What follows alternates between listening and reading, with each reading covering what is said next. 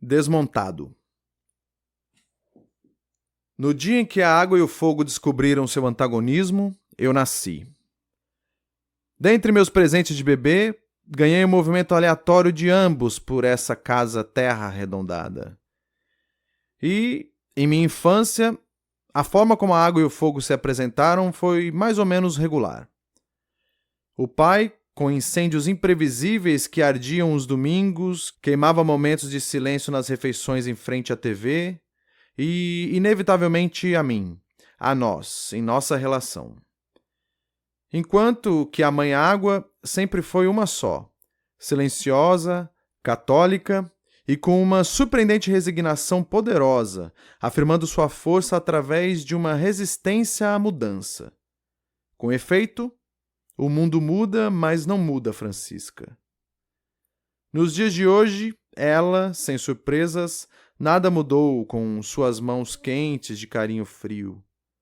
Curiosamente, o Senhor do Fogo, que, ao contrário, simpático às mudanças, mostra-se conservador na pirotecnia, mantendo-se firme num ensaio de um futuro etílico para, enfim, tornar-se, quem sabe, um piromaníaco.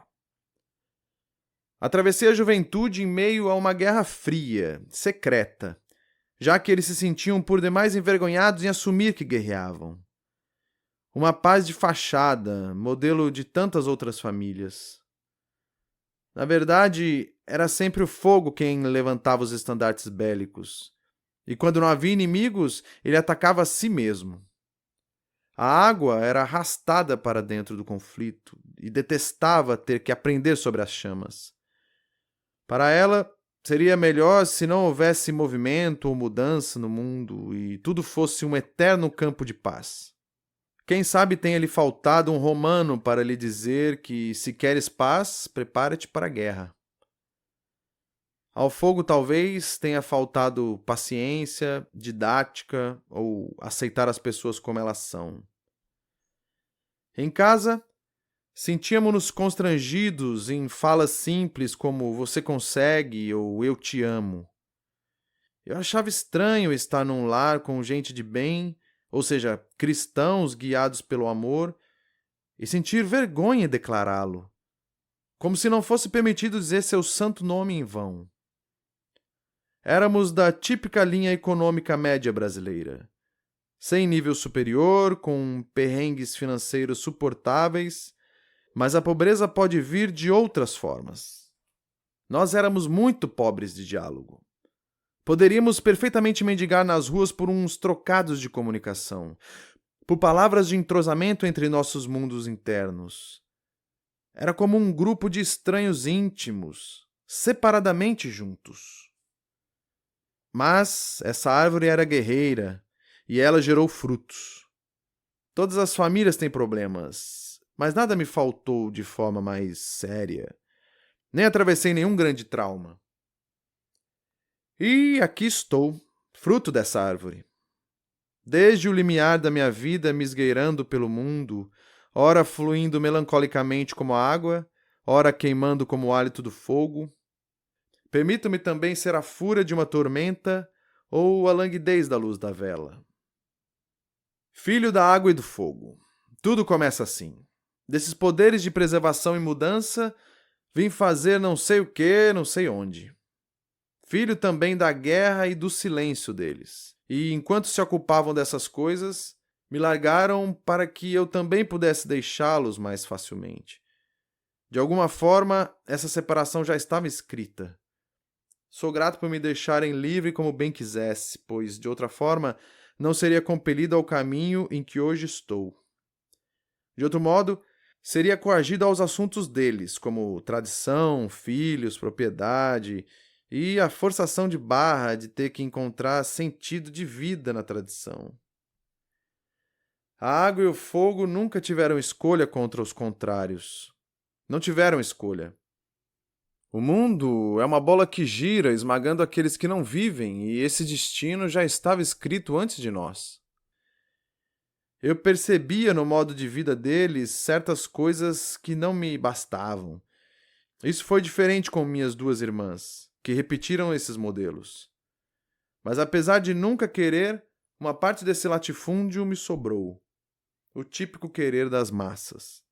Meu grito se desprende de dentro dela, contra ela. Por isso sou parte da massa e por isso me vejo, na maioria das vezes, como um sujeito qualquer. Nada mais que um anônimo com instantes de Deus anônimo. Como pouco nos falamos de verdade, eu nada falei. Não me posicionei. Apenas desenvolvi a minha vida longe da família. Com um espírito rebelde de roqueiro, ou sei lá, desde muito cedo identifiquei na minha cultura um comportamento de manada. Grande parte da sociedade caminhava em conformidade a um grande grupo homogêneo com desejos parecidos. Eram parecidos também os destinos, vidas parecidas, terminando por se tornar uma multidão de iguais. As pessoas pareciam não refletir antes de lançar-se em determinada busca. Era tudo muito raso e impessoal. Isso foi o que eu vi nas minhas primeiras percepções sobre sociedade. Um monte de coisa precisando ser dita, outras precisando ser discutidas. Falsificações precisando ser desveladas. A boa guerra precisando ser travada. Então, chegou um momento em que eu dei um basta na roupinha de cordeirinho de Deus que estavam tecendo para mim. Evoco todas essas lembranças porque nesse momento sinto que estou dando um grito de afirmação de independência parecido. Minha maravilhosa mãe, com suas boas intenções e grandes asas. Como todos do teu convívio, também eu sempre te amarei. Mas não creio mais na tua proposta de paz. Seu efeito é que nos enterremos nas areias do esquecimento e do silêncio.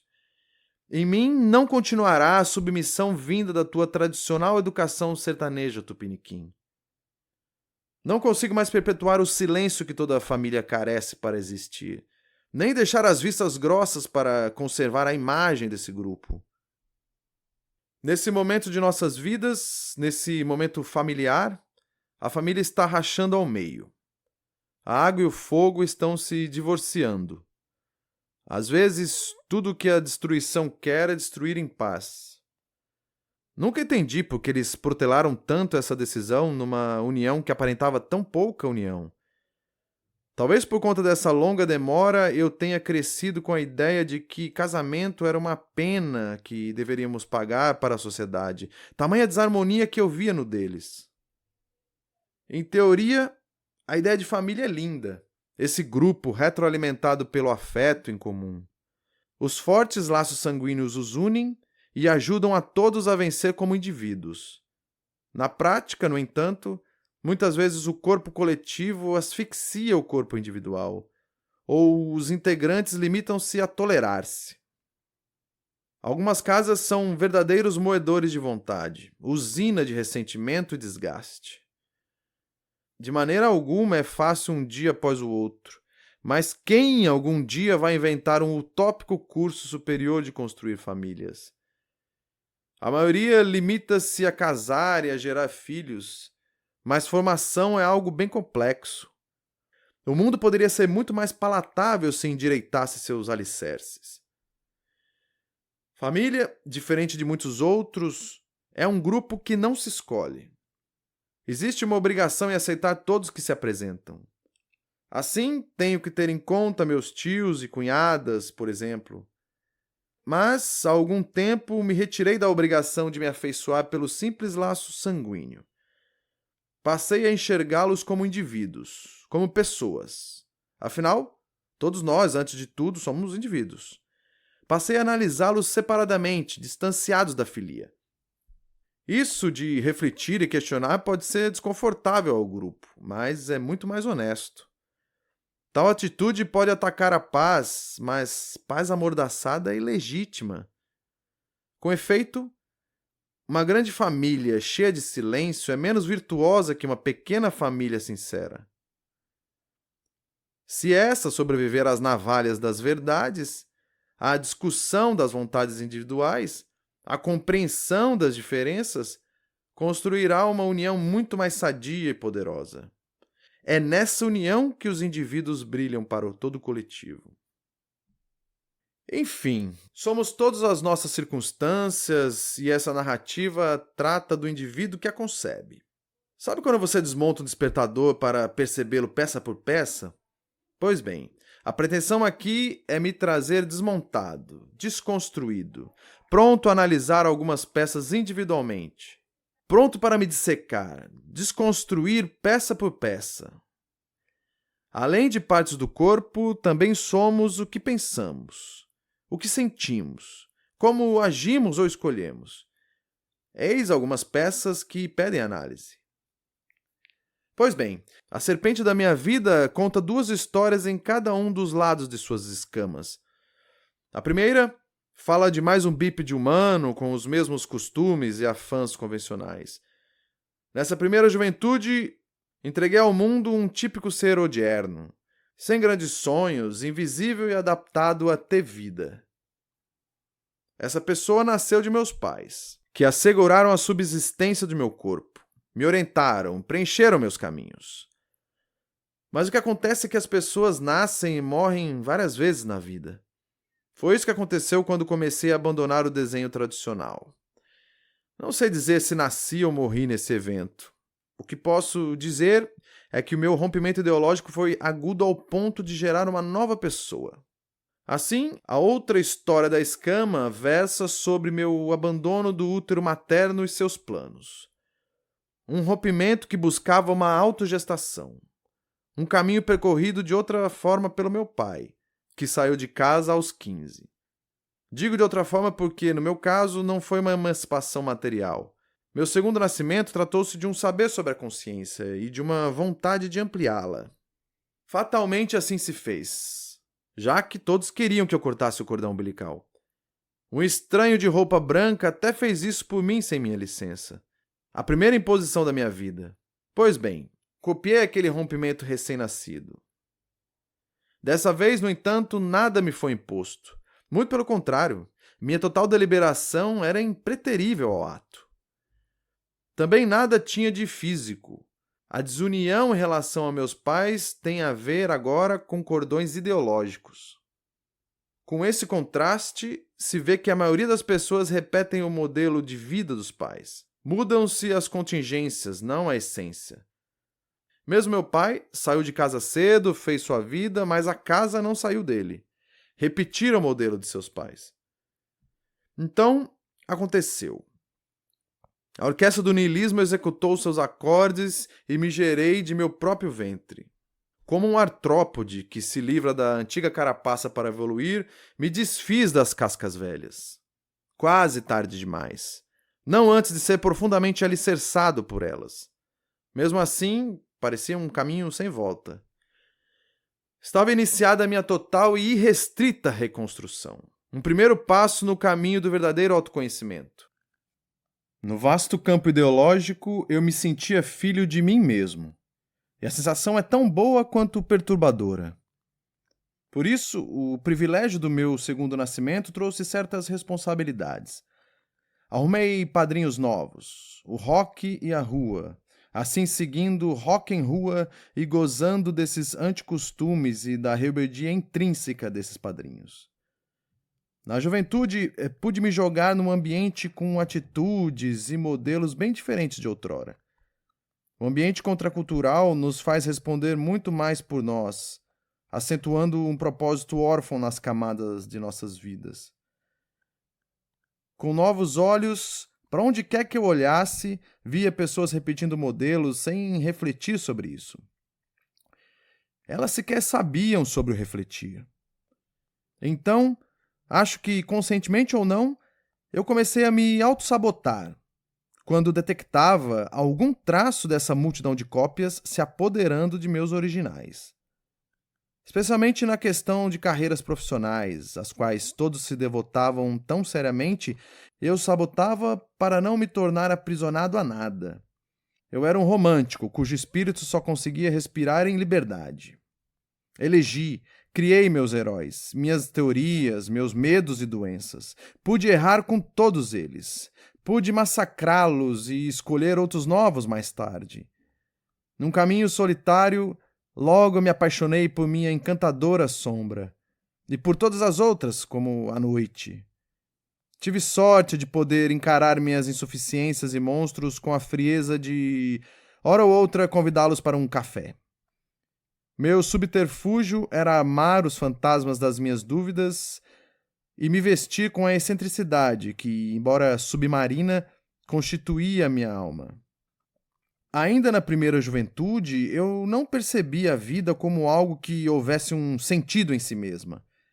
Isso me jogava contra mim, e às vezes me sentia um estranho para mim mesmo.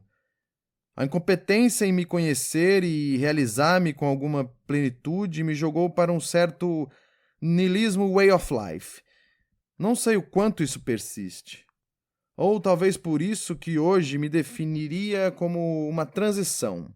Sou uma ponte, atravesso a vida pelo atravessar, não pelo destino. Um decifrador da tese e antítese da crise. Um náufrago entre a iluminação e o abismo. Sou as chagas de se estar perdido e, ao mesmo tempo, a liberdade de se estar perdido. Em meu dicionário, o resultado dessa batalha se resume como uma espécie de niilista sadio. Aquele cuja luta é tentar se manter autêntico. Um estado em que as realizações, se vierem, serão muito honestas. Daquele tipo que faz tudo valer a pena. Por não compartilhar de boa parte dos sentidos de vida da maioria, sou um perdido.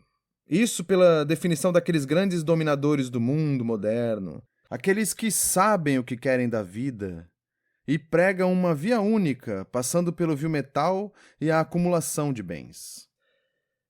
Mas jamais serei um perdido para aqueles que acreditam no mundo potencialmente humano, que erram honestamente e vivem querendo muito mais do que cartilhas e camisas bem passadas.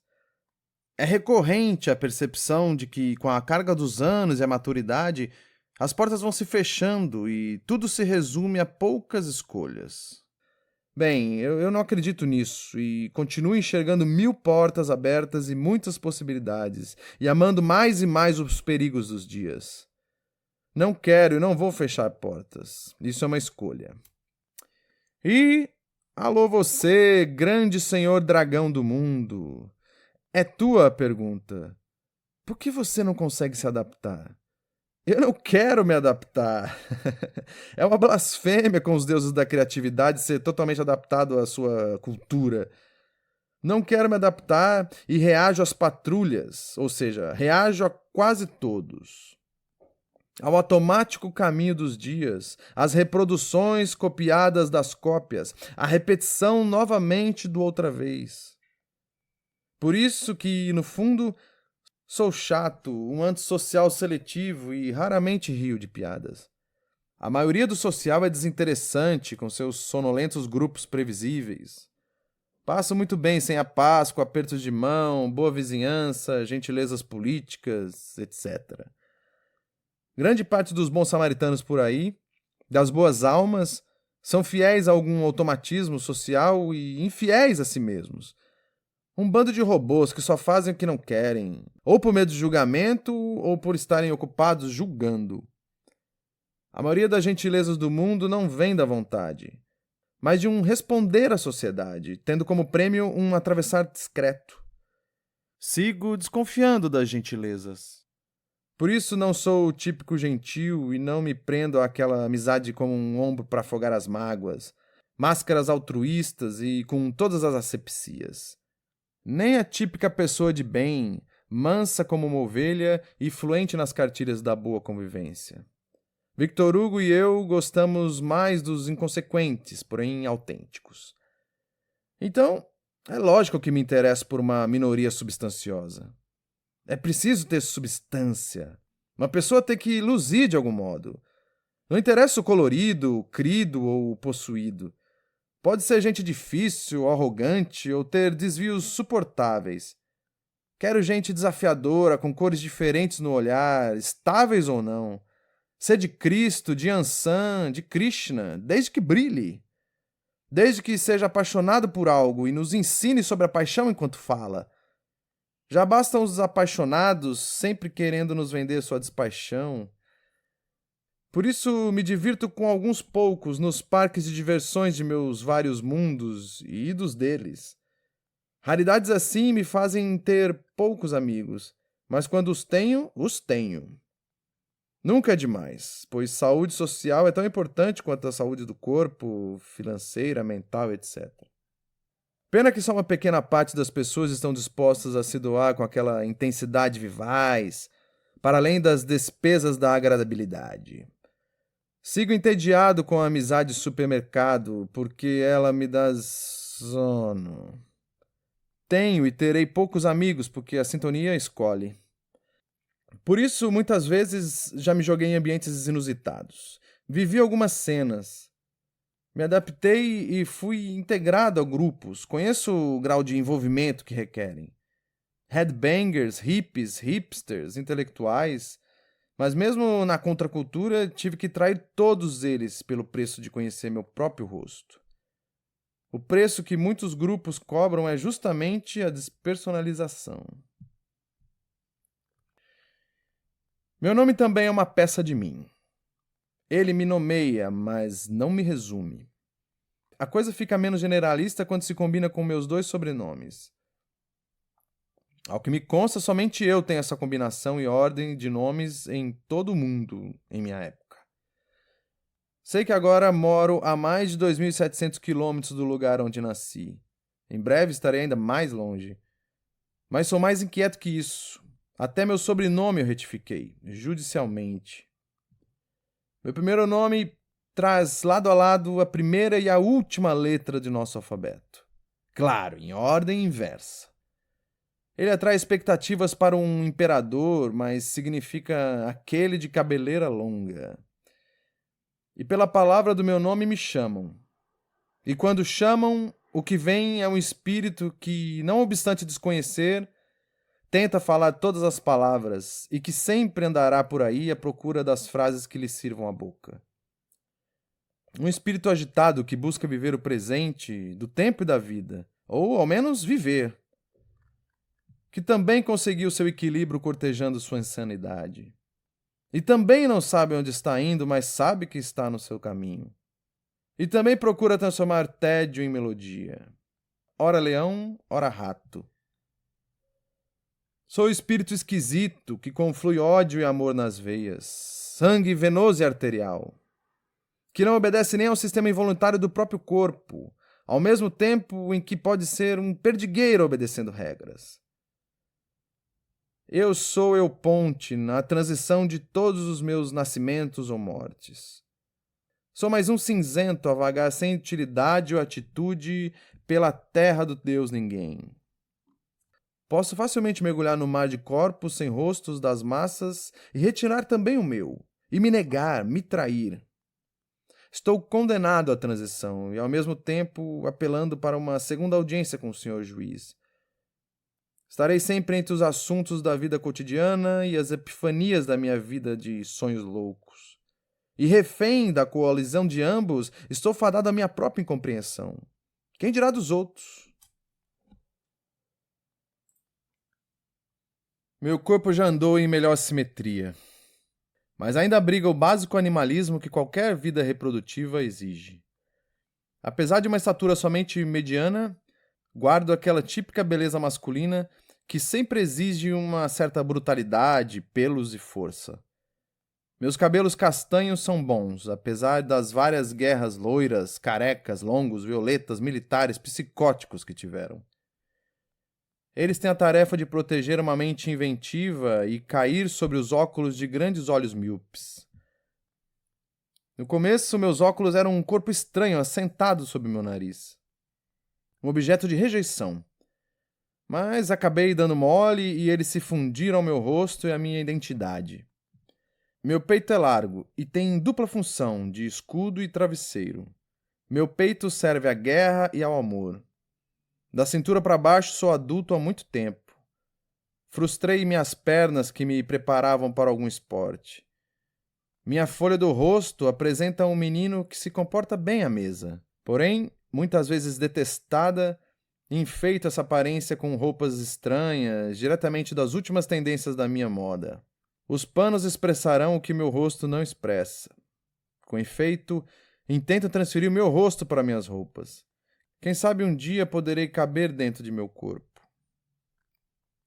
As peças com defeito não serão ocultadas. Isso já está claro. Quando a cachaça é muito forte, eu tomo um trago, espero o tempo da saliva e só então engulo. A cautela me salva, mas também me trava. Penso que se pudesse ser mais inconsequente, alguns setores da minha vida agradeceriam. Quem sabe algumas coisas se resolveriam rápido, ou se arruinariam logo, o que também é importante. Já até coloquei na coleira as interrogações que me assombram. Elas já têm nomes de bichinhos de estimação porque jamais se tornarão pontos finais. São balões presos a uma linha com cores sortidas que eu, menino, carrego por aí, a cambalear pelo playground. Deve ser porque sou esparramado. Sinto que posso coabitar lugares e ideias diferentes. Como pena, sou resistente ao foco, à prioridade, à concentração. Onde dizem que há somente um caminho, mostro dois. Vislumbro a universalidade e pago o alto preço da indecisão. As coisas são interdependentes. Às vezes é difícil definir coisas e situações. No cardápio do conhecimento, sou um glutão que come de tudo um pouco, em detrimento das especializações. Isso contraria minha época, uma era de especialistas. Da soma disso tudo, me resta ser um mané malandro, um malandro mané, o lobo e o cordeiro juntos. Eles resistem como a água da infância e, ao mesmo tempo, pregam um incêndio do mundo devido à incapacidade deste de se adaptar a mim. Que minhas pretensões um dia sejam soberanas. Que o amor próprio qualquer dia desses me dê alguns trocados para tocar a vida. Enquanto isso, sinto um enorme prazer em vagar pelo meu tempo e pelo quinhão de tempo que a vida insistir em mim. Vagar por esse mundão e testemunhar uma massa de gente que sai por aí empurrando canhestramente as coisas. Ansiosos em possuir para gozar desse poder ulteriormente, sem antes conhecer-se, antes de investigar a origem de suas escolhas. Gente apressada que está por aí, ansiosa por repetir, por gerar filhos que nunca será capaz de instruir com propriedade, já que instrução e discernimento são o que lhes falta. Todo mundo está se trombando por aí, fundando e afundando partidos, erguendo doutrinas, arranha-céus vazios e sendo chamados de artistas na TV. Sou testemunha da velha comédia humana acordando todas as manhãs, se esforçando para matar todos os seus sonhos mais honestos. Assisto da minha poltrona com um controle remoto o mundo me negar. Ou alguém agora vai me dizer que quando Yahvé criou o homem, lhe deu o sentido da visão? Não. O mundo é todo um produto da cegueira. E sem nenhuma grande surpresa, sou também um cego. Pelo menos meus olhos não mais maldizem a escuridão. Isso se dá por uma inflexão. Somos maiores justamente por aquilo que o senso comum nos considera menores. E muitas vezes, aquilo que ele aponta como maiores virtudes é o que nos faz menores. Porém, no entanto, contudo, todavia, não olho com negatividade para o espírito humano. Aliás, eu sou humanista e louvo essa raça. Ao caminhar com o mundo, não simplesmente nele, o homem pode ter um mundo, como bem disse Heidegger. Como negar que um ser assim não é especial? Desfazendo a brincadeira com Yahvé no parágrafo anterior, o homem nunca foi projeto criado de ninguém para finalidade alguma. Ele é a soma dos sonhos mais belos e das catástrofes mais brutais. Por isso me recuso a ser refém de um ideal de perfeição, em quaisquer níveis. Ironicamente, refém de mais uma invenção humana, a perfeição, essa abstração inexistente. Ou será que existe perfeição na matemática? Na matemática, essa outra abstração. O homem é só mais um ente pleno de acidentes, como todas as coisas. Não vou aqui inflar expectativas sobre a racionalidade. Deixemos isso para o iluminismo. Não exigiria perfeição de uma faculdade tão tardia como a racionalidade. Estamos ainda aprendendo a manusear esse nunchaku. Machucar-se nos treinos faz parte. Então, no fundo, o resultado de beleza e catástrofe traz à baila um ser, no mínimo, interessantíssimo, que transforma, sofre, cria para transformar, sofrer e criar novamente, onde nada havia. Desde os primórdios, o humano foi uma praga que instaurou extinções em massa por onde passou. A morte caminha com ele, até mesmo como artífice de sua própria. Porém, até mesmo o seu poder de autoextinção é espantoso. Se os leões quisessem, eles não poderiam se extinguir num piscar de olhos. Se houvesse uma maneira de abdicarmos de nossa condição e tornarmos-nos animais comuns, gostaria de saber quem o faria. Quem se suicidaria? Por certo há. E por falar nessa condição, o que aconteceria se qualquer outro mamífero fosse imbuído de consciência e racionalidade complexa? Acredito que reunir essas faculdades aos instintos biológicos comuns a qualquer mamífero do planeta produziria um ente parecido com o humano. Quiçá pior. E qual seria a nossa grande diferença sem o aparato mental? Sem a destruição e a criação de Brahma e Shiva? Acho que o preço que se paga se justifica. No final das contas, absolutamente tudo que fizemos e tudo que deixamos de fazer é e será irrelevante para o universo. Mas se o otimista é um romântico, então sou um desses. Sou os dois. Milagre é um termo muito mais amplo daquele que as religiões se apropriaram. O humano é um exemplo de milagre. Segundo a astronomia, e viajando com ela, quase todo o universo conhecido é vazio. Tudo é um imenso vazio, ou energia escura, ou nada. Invertendo, noutro modo, mergulhando na escala do minúsculo radical no mundo quântico, um átomo é um grande vazio. Tanto macro quanto micro são um grande nada. Então, olhando para as estrelas, muito pouco do universo conhecido é matéria. Pouquíssima matéria. E nesse pouquíssimo, a imensa maioria dessa matéria é inanimada. Poeira, planetas inóspitos, elementos químicos. Nesse imenso vazio, no cisco de matéria inanimada que, por sorte, vem a existir, dentro desse minguado grupo, uma parte exígua, insignificante, beirando a exceção, é uma coisa exótica chamada matéria viva. Sobre isso, pouco sabemos além das coisas do nosso próprio planeta. E, finalmente, nessa ínfima parte viva, dentro de uma imensa minoria de matéria inanimada, na amplidão de um universo vazio, somente nós temos consciência para conduzir uma reflexão como essa. Ou compor um madrigal, ou produzir cultura complexa. Somos uma exceção, uma aberração, uma combinação esplendorosamente rara. Como não achar que o humano é um milagre na conjuntura do universo? Diamantes, safiras, rubis, será que são mais raros que nós? A pedra preciosa está aqui, fundando e afundando partidos, erguendo doutrinas e sendo chamados de artistas na TV. O tesouro está aqui o tempo todo diante dos nossos narizes empinados. Por isso, discordo daquela mentalidade: você não é nada frente à imensidão do universo. É grosseiro fazer uma comparação física de uma coisa com a outra.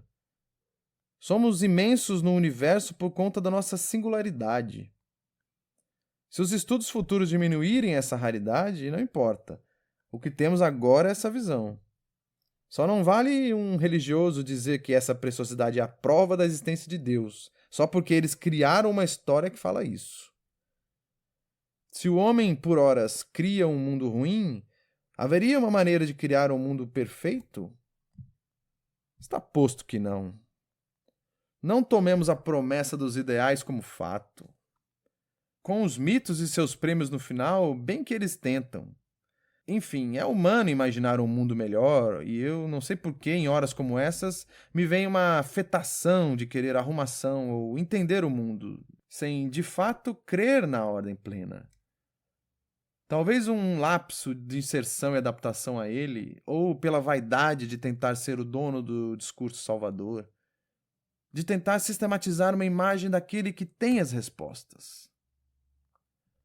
Palpitar sobre o mundo melhor é uma inclinação natural, mas nada é mais recorrente que criticar nosso tempo.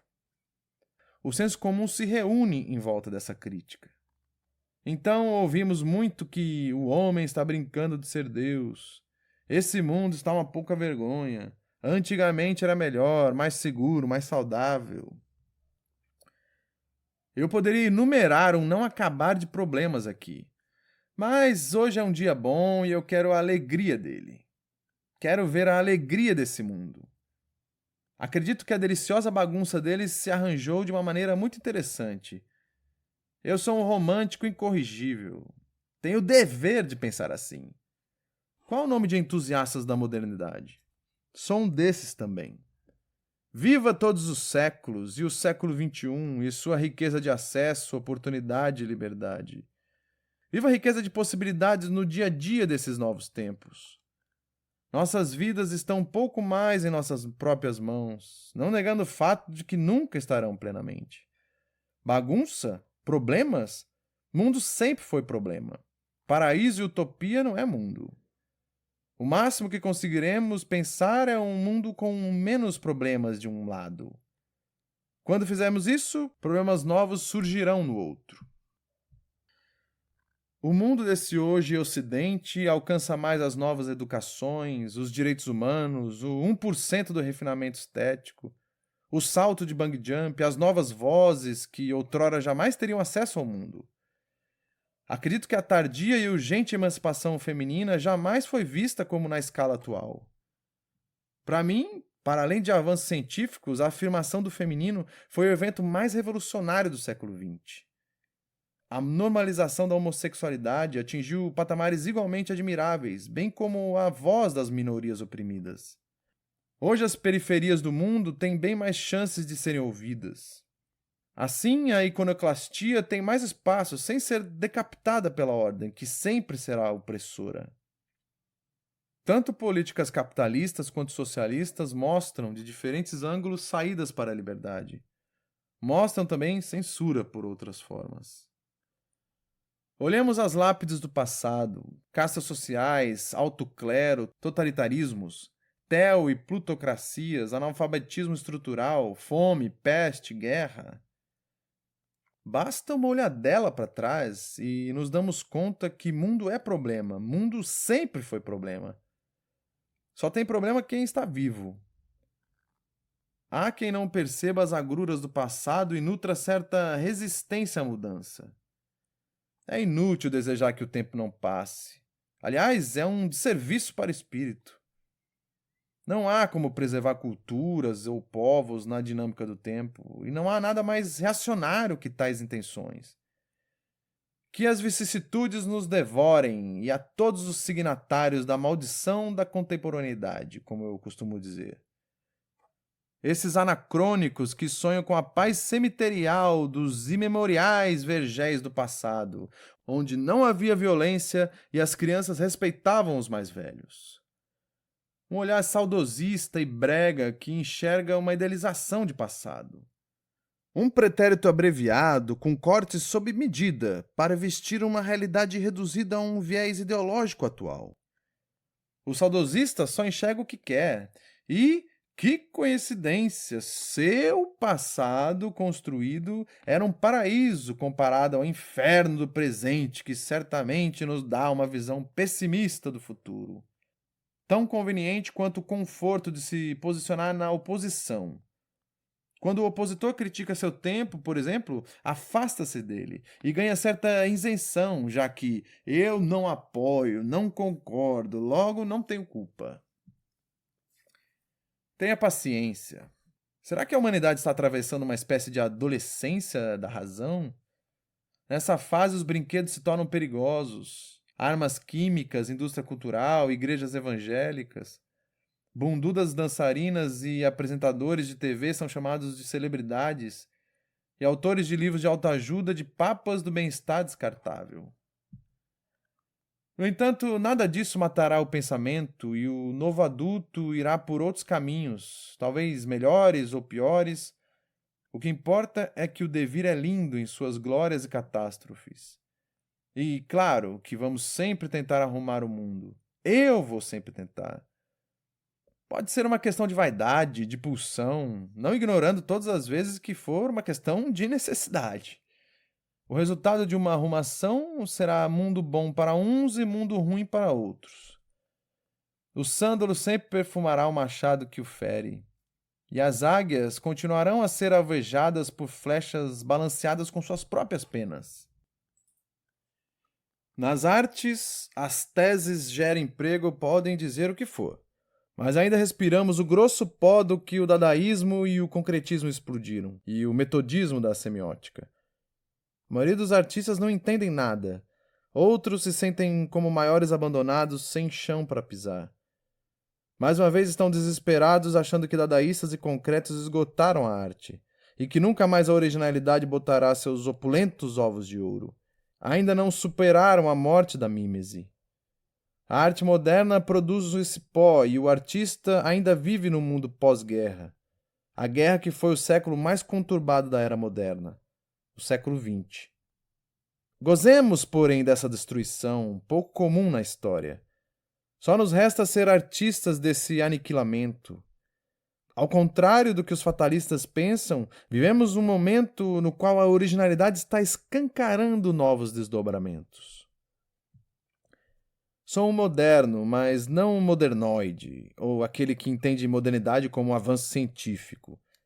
Ao mesmo tempo, não me pergunto mais sobre minha má vontade com toda forma de tradição.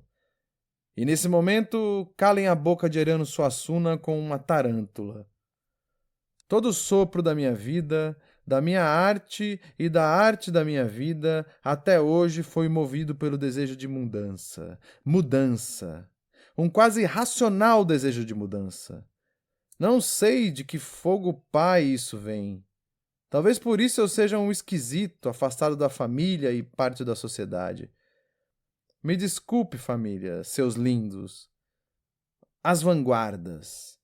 Que açucarada palavra. Os novos ventos, o perigo para onde eles podem levar, a escuridão do próximo passo, num lugar onde nunca se esteve.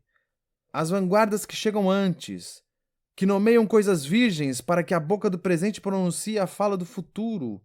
As vanguardas, as mudanças, transmutação e destruição criadora. É lindo tudo isso. Mas que os quatro ventos ouçam. A destruição faz parte da mudança, mas ela não é seu fim. A pura destruição não é meu fim. Não é o fim da minha mãe em mim. Toque a canção do iconoclasta interrompido, cujo primeiro ato é o fogo que destrói e o segundo a água que reergue. Repensar, recriar, refazer, replantar, reorganizar, refazenda. A vida depois do aniquilamento. Por isso expresso-me naquilo que mais me exponho, a agridoce literatura, um desejo dúbio de destruição e criação, nessa ordem. Essa é minha ordem, porque não sou tóxico como a destruição, mas que ela seja bem-vinda. Que meu pai seja bem-vindo, e que seu incêndio arda, Shiva. Que o sonho alucinado de Tyler Durden vigore. Talvez esta seria a minha proposta de arrumação do mundo. Leia-se Um Mundo de Tyler.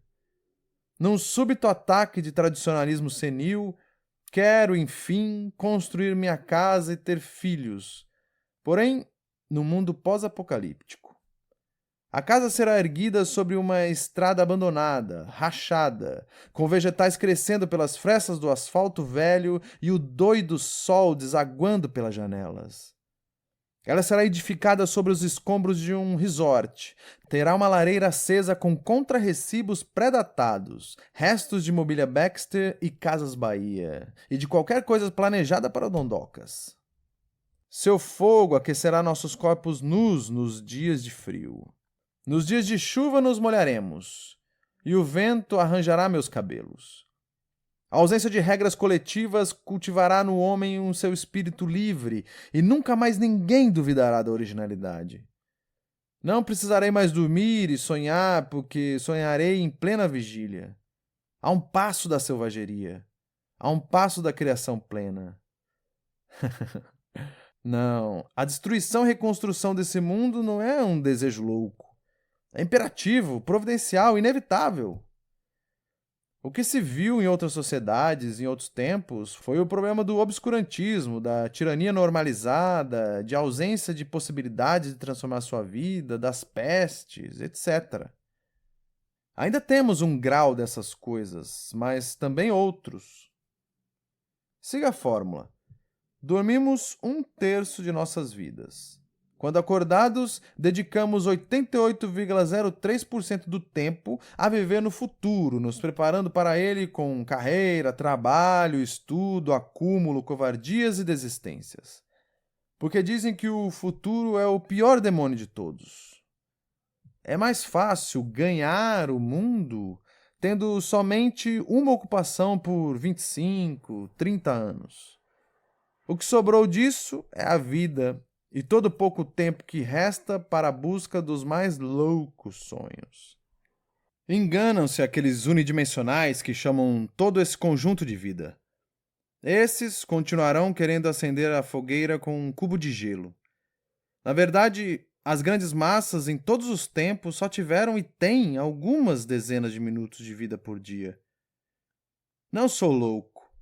Louco é aquele que acredita nessa grande falácia e que vive a fome por dinheiro e por palavras nojentas como assessoria, marketing pessoal, consultoria ou gerundismos.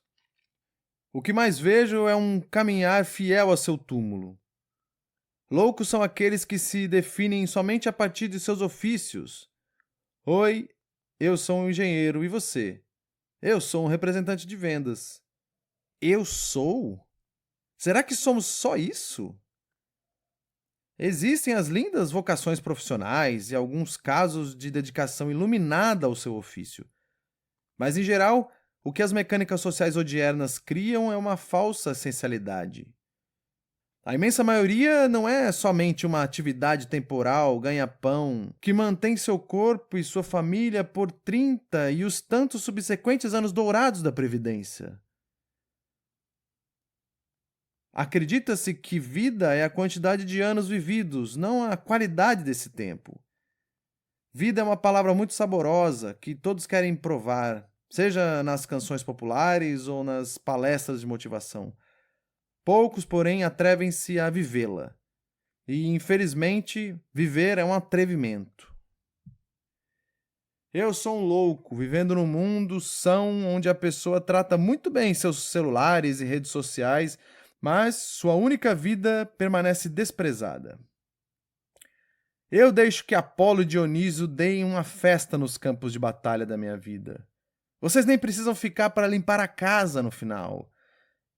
Vida real é aquela que escolhemos. Quem não escolhe repete modelos, porque é mais fácil, menos arriscado, mais discreto. Há de se dar um passo atrás e refletir sobre o que é, afinal, escolher. Acredito que muita gente esteja embrulhada num conceito obscuro de escolha. Existe um punhado de falsas escolhas por aí. Outras mais genuínas. Não existe escolha pura. Mas Joãozinho pensa que ele decidiu quando, na verdade, foi manipulado. Ele não consegue discernir entre uma escolha mais genuína e aquilo que foi escolhido para ele. É como se o desejo caísse num automatismo maquinal controlado por um establishment e passasse a ser produzido em série como numa fábrica. Essa fábrica cria uma multidão de iguais, que desejam, em geral, as mesmas coisas. Acredito que é preciso levar às últimas consequências a boa nova de um antigo poeta lírico grego. Píndaro disse: "Torna-te o que tu és." A escolha sadia parte daquilo que tu és, como mais tarde disse Nietzsche. Mas o que tu és está nas águas profundas do oceano, não no raso. Quem tu és é quase uma pergunta retórica, pois ou nunca saberemos totalmente, ou não há uma essência, um sujeito. Não há fundo nesse oceano. O que há é a possibilidade de um mergulho mais fundo. O mais fundo que puder já ajuda muito. É imperativo saber seus gostos e desgostos mais genuínos numa compreensão sincera de dentro para fora, não o contrário. Por isso, o que há de mais urgente na vida de uma pessoa é conhecer-se bem. Não é possível conhecer-se por completo, porque não existe essa coisa de conhecimento completo. Mas é preciso um esforço, uma busca e coragem para experimentar coisas e situações, até mesmo aquelas que encontram uma resistência mais imediata. Isso nos aproxima de uma conquista de algum conhecimento de si além do razoável. Autoconhecimento deveria ser estimulado pelos pais, nas escolas, pelos governos. Depois da escolha vem o sacrifício. Isso se você quiser entender vida como escolha e sacrifício. Escolha como você vai se sacrificar e como será esse sacrifício. Um ideal político, artístico, a família, dinheiro, um amor, profissão, conhecimento, boemia. É muito mais consistente algo concreto do que nada. O problema é teu. Dá teus pulos, nego, e escolha logo, ou então faça como eu. Minta. Mesmo que demore, quando escolher, bata. Bata com força. Talvez sua vida só começará realmente quando começar essa escolha e esse sacrifício. Spinoza atravessa todos os séculos dizendo que seu destino é o que você deseja com maior volúpia. Depois é só fazer isso com todo o sangue das veias e com toda a potência do pensamento. Você falhará em várias coisas, seguirá alienado para muitas outras e errará em demasia, mas estar em harmônica com uma escolha mais genuína é quase uma garantia de gozo. Depois é só gozar dos frutos desse esforço e se arrepender de tudo aquilo que você deixou de fazer. Se não colher frutos, você se fudeu e a vida segue. Mas você se fudeu mais ainda se não escolheu. Se tudo que construiu se resumir numa escolha do mundo para você. Escolha e se sacrifique. E se você achar isso ruim, lembre-se que há e sempre houve uma maioria que nunca teve sequer escolha. Milhares na periferia da época, embaixo da ponte dos séculos, para a qual grande parte de tudo isso que está sendo dito aqui não passa de fumaça, de romance, de luxo. Para essas pessoas só sobra o sacrifício que elas não escolheram. Por conseguinte, pensar a vida é pensar algo diferente disso. Mas, de uma maneira ou de outra, aquele que é vivo busca incessantemente por uma só palavra nesse mundo. Sim. Pelo menos um maldito sim. Enfim, como foi dito, não consigo ver um sentido em si para a vida. O que vejo é caos e acaso e a nossa significação para as coisas que se combinam esporadicamente disso. Então, é como se todos fôssemos corolários do caos, resultados fortuitos do acaso. Não há, no entanto, carga negativa nesse caos. É assim que tudo é. O caos é o modo de ser do universo. Não há tragédia aí. Por isso, minha única obrigação é ser eu mesmo. Ser a experiência de meu demorado mergulho em meus mares profundos, que traz à tona uma ilusória e passageira experiência não de um ser, mas de um sendo. Ser o que acho que sou no momento atual. Ser o que estou sendo. Eis um sentido. Sobretudo um sentido que eu mesmo invento. O planeta é imenso, mas o maior mundo que posso viver é o meu próprio. Então, o primeiro sim deve partir de mim. Um sim desse mundo é um sim poderoso. Não preciso ser um herói, o novo Cristo, uma celebridade, o solitário, um algoz ou um cordeiro de Deus. Somente eu próprio, por mais anônimo que seja. Tornar-se o que se é ter mundo. Ou então esqueça tudo isso. Sob outra perspectiva, não é nada disso. Pode ser uma grande besteira ficar louco procurando um único e imutável sentido para seus caminhos. Podemos ter vários sentidos ou várias buscas. Isso também pode mudar de acordo com as fases da sua vida, com as fases dessa outra ilusão que cremos e que cremos muito, no eu. Essa abstração chamada sujeito, uma personalidade inexorável e blá blá blá blá. Uma única vida pode abarcar várias buscas. Por que não? Eu mesmo tenho uma pluralidade de buscas ao invés de uma concepção unidimensional de sentido ou uma única grande missão. Ser um mestre humano é uma delas. Isso não significa ser o sábio infalível, afastado das paixões, ou cultivar estados inumanos, como no taoísmo ou no budismo. Nem significa ser mais bonzinho ou sorrir mais, calmo e temperado. Significa amplificar em mim tudo aquilo que é de mim. Afastar tudo aquilo que me distancia de uma autorrealização, e não simplesmente demonizar meus defeitos. Mesmo eles são parte de mim. O problema de se extirpar um defeito pura e simplesmente é que pode ser nele que todo o meu edifício esteja alicerçado. Como bem disse a fundamental Clarice Lispector. Não é tão simples assim. São muitas ideias. Podemos passar dias inteiros falando delas. Quem disse que não gosto? Minha vida interior é bancada por esse ideário. Um mundo interno farto, agitado, dinâmico. Doses homeopáticas de solidão muitas vezes são necessárias. Na solidão eu visito esse mundo com mais cuidado. Eu me visito. Brado em frente ao espelho essa vida interna porque ela é minha muleta existencial. Toda ideologia dura e é conveniente até o momento de se adotar outra. Eis o maior dos consumismos. Prefiro ter meu ideário, por mais porra louca, por mais insensato que seja, a tomar emprestado outro como os vários que o mundo vende a mentes recém-nascidas nesse momento. Isso porque ele é assim, meu. Costuma-se adotar pacotes ideológicos mais populares no varejão da época, como a felicidade do poder do consumo, nascer, crescer, reproduzir e morrer, o jubileu marxista ou o caminho das almas pedinte a Deus e a cruz. Eu não sou mais um pedinte, sou um feliz ateu inventando minha própria mentira. Engajamentos? Somente todos por apenas 1 minuto. Política? No seio das massas e das moças. Movimentos? Sobretudo os pélvicos.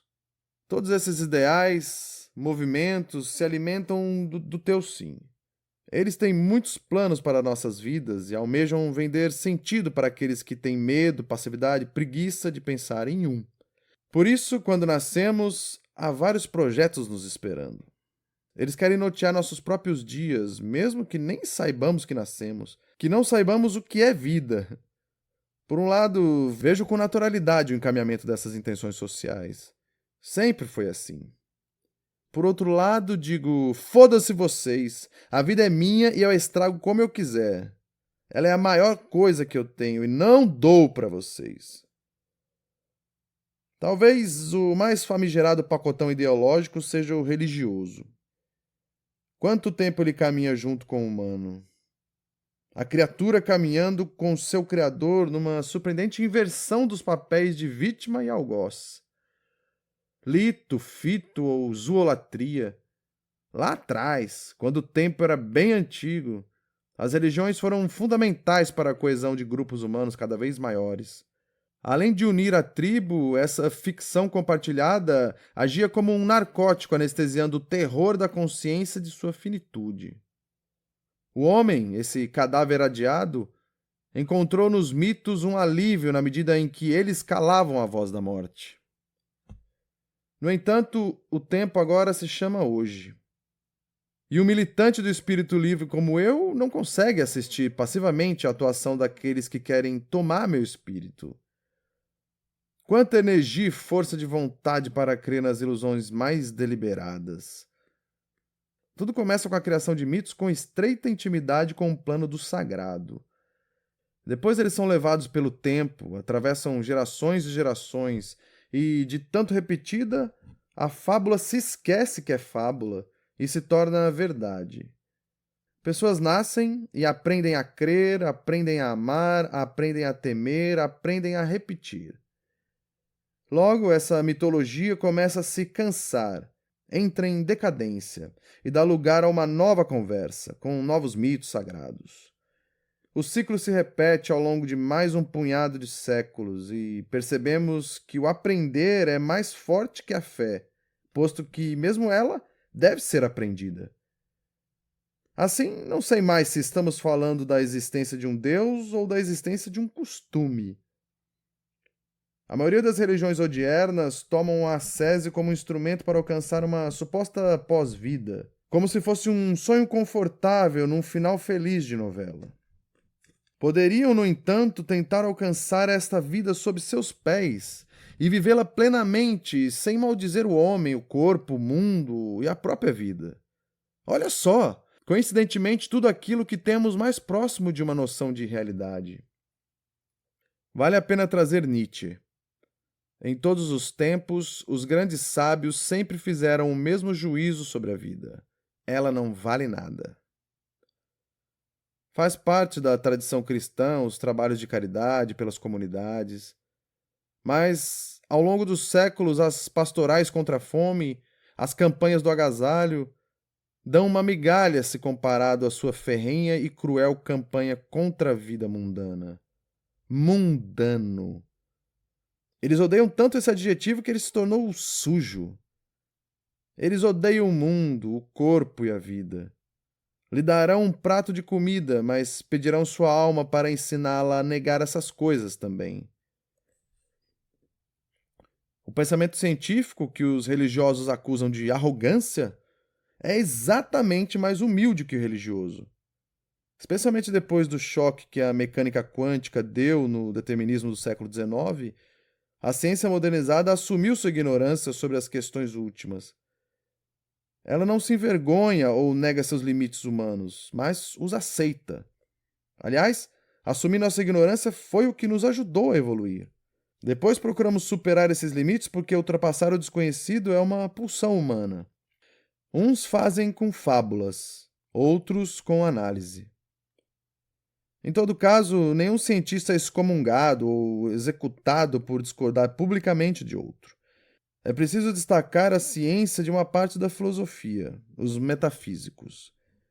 Também esses viveram a ilusão de que a razão pudesse se debruçar sobre uma verdade absoluta, enquanto estavam, na verdade, num sonho dogmático. Mas a pior coisa de ser ateu não é ser tomado automaticamente como mal ou como um mero materialista imoral desprovido de valores. O pior é que às vezes eu gostaria de agradecer a alguma potência externa pelas coisas. Às vezes não acredito que toda a sorte que eu tenho advenha do acaso. Eu gostaria de agradecer a alguém por tudo aquilo que tenho. Agradecer por ter pernas e braços e um corpo são e poder falar, ouvir e enxergar. Por nunca ter passado fome ou frio crônicos, por todos os sims e nãos de meus pais e sua retidão, uma mãe toda amor e bondade e um pai honesto e guerreiro. Agradecer a minha família e todo o percorrer junto de minhas irmãs, pois elas lembram até mesmo que eu nem sei de mim. Por meus primos queridos, gozando no mesmo barco os frutos de nossa geração, por muitas vezes nossos caminhos serem tão parecidos, apesar de não se poder escolher parentes.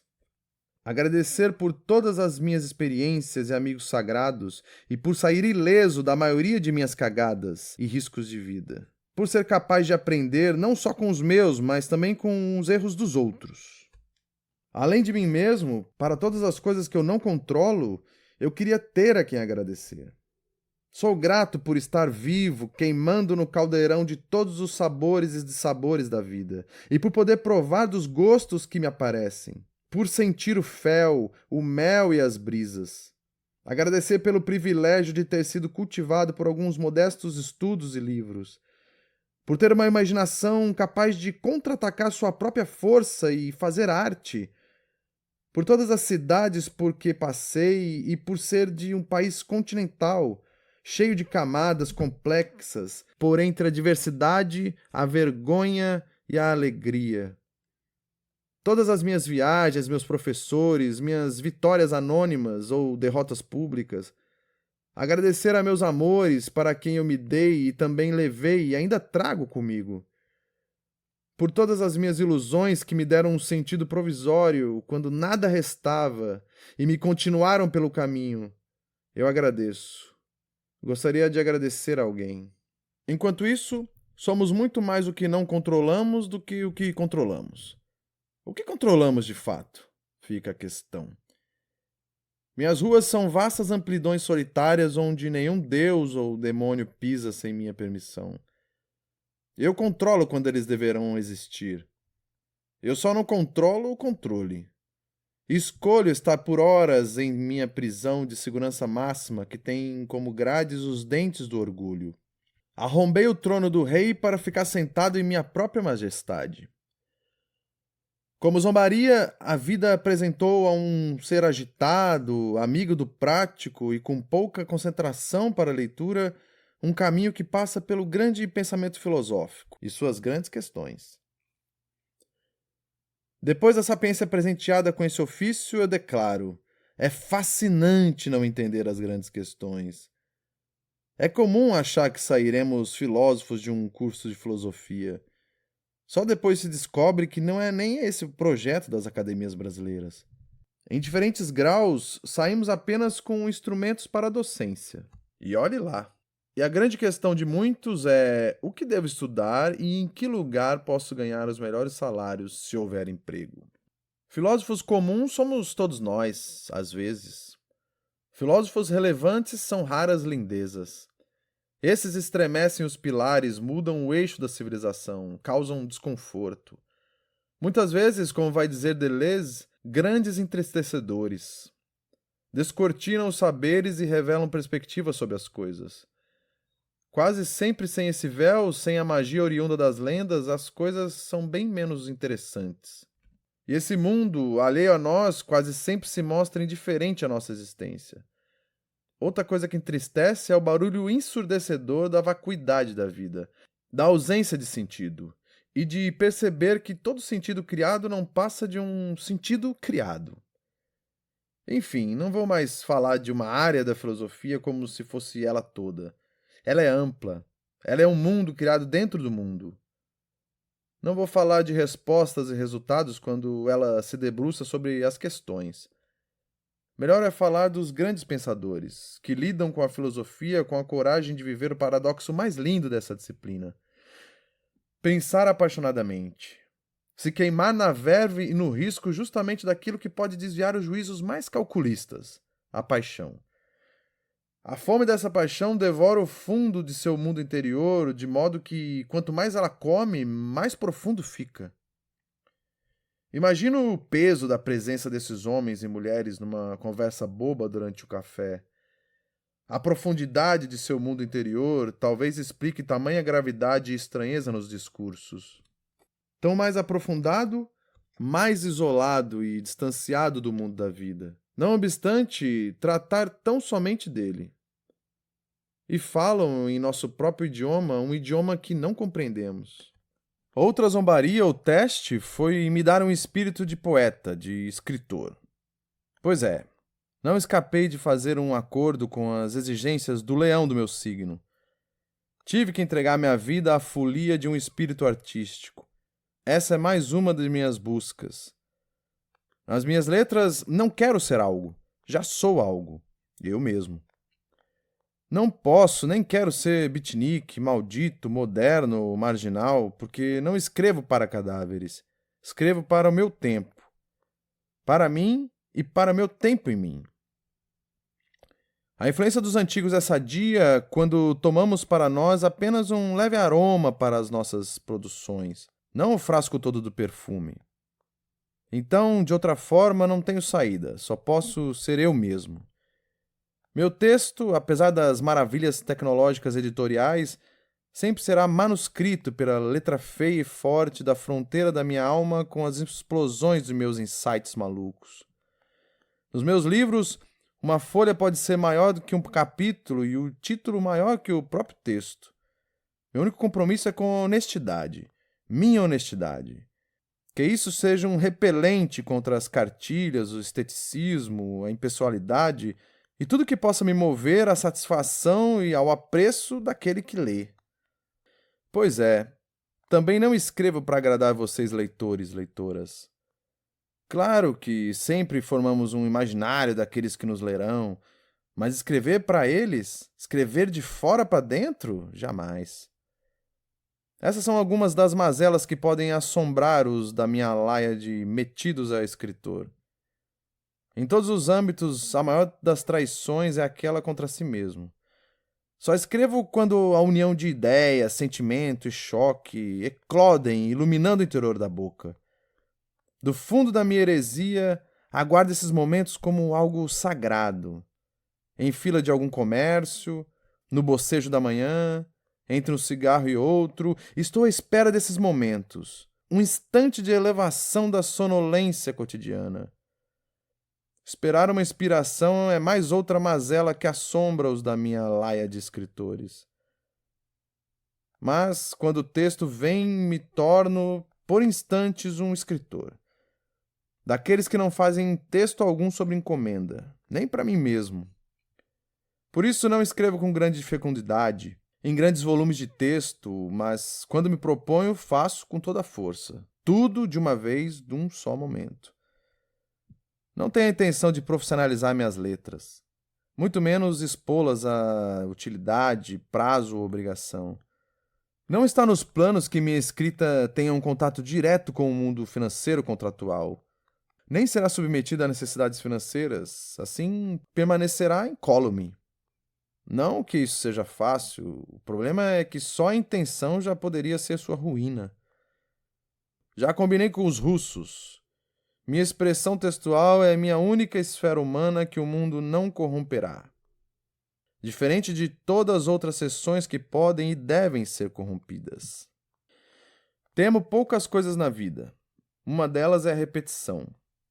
Isso me trava, me atrasa, pois só escreverei o que me parecer original. Mas não original para o mundo. Eu sei lá o que é original para o mundo. Eu não conheço o mundo todo. Então, um original meu já basta. Anseio em não adaptar minha escrita a nenhuma forma de temporalidade. Sonho ingênuo. Com tudo isso, busco uma só denominação para as minhas letras: inclassificação. Em outras palavras, a letra sou eu. Isso tudo é tão original como cada um de nós é, e isso é novo e honesto. Com efeito, escrever para mim é me tocar. Nesse momento, na poesia, sou subsidiado mais por pessoas do que por livros. Temos uma gangue, uma alcateia, que vive a errar pela estrada e uivar o velho jabá poético. São todos ótimos amigos a saltitar pelos campos floridos. Daqueles que você pedir, emprestam até o isqueiro.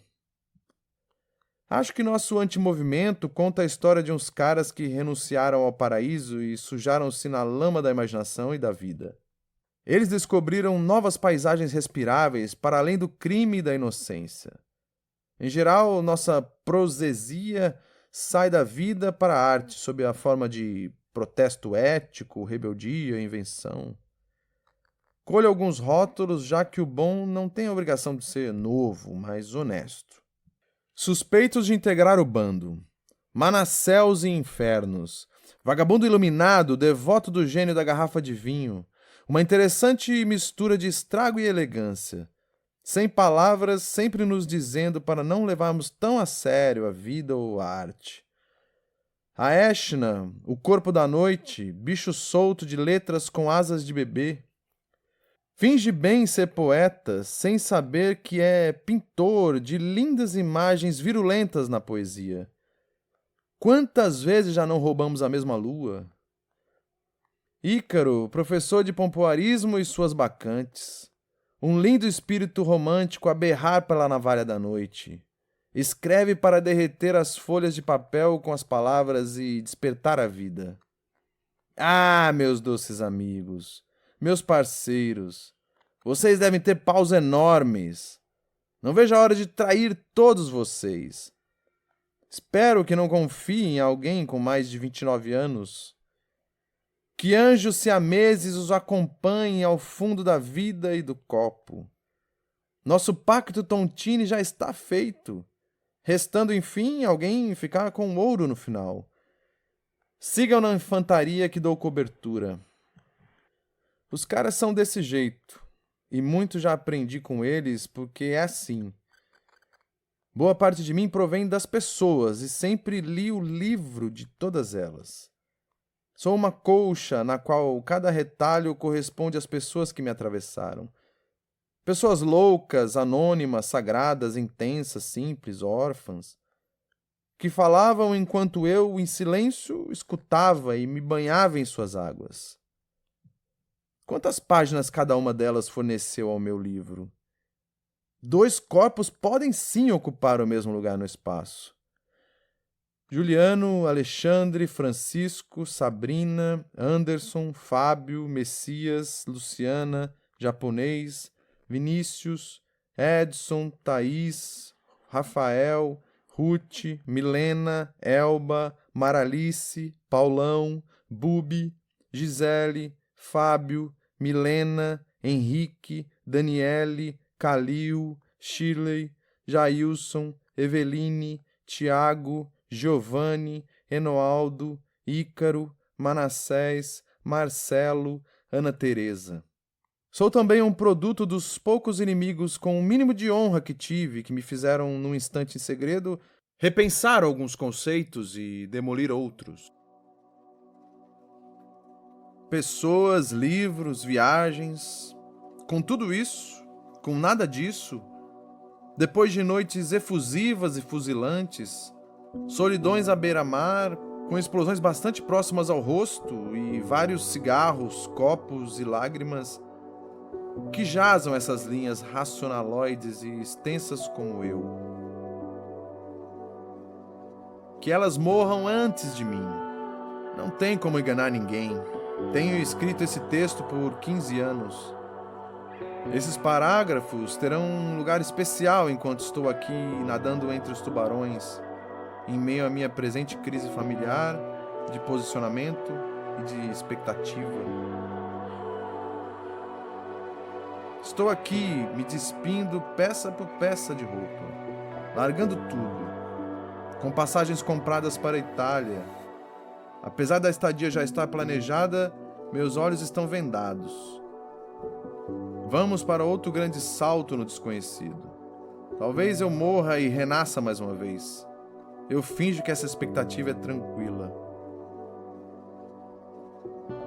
Um caminho inverso, dessa vez eu serei um desacreditado Colombo anônimo descobrindo a Europa. Com um planejamento para os 2 próximos meses e nada além disso. Trata-se de uma vontade de adolescência em conhecer o exterior, de expandir-me, de multiplicar-me, mas, sobretudo, trata-se de fazer experiências no laboratório que sou. No laboratório de mim, o reagente da experiência é estar vulnerável às circunstâncias que eu não controlo, aquilo que a vida sempre faz. Que ironia me sentir, não obstante aquelas crises, em mais uma plenitude da minha vida. Essas palavras desmontadas têm a função de me expor ao máximo, ou seja, fazer tudo que em horas como essas eu sempre evitei. Trata-se de um contra-ataque, de um all-in, um grito de vamos ver quem é mais louco? Trata-se de, mais uma vez, fazer experiências no laboratório que sou, correndo o risco de ser ridicularizado pelas ideias aqui presentes. Ou, quem sabe, pelas flagrantes contradições desse texto, ou do quanto ele é perecível. Mas o certo ou errado dessas palavras são um efeito menor comparado à experiência íntima proposta.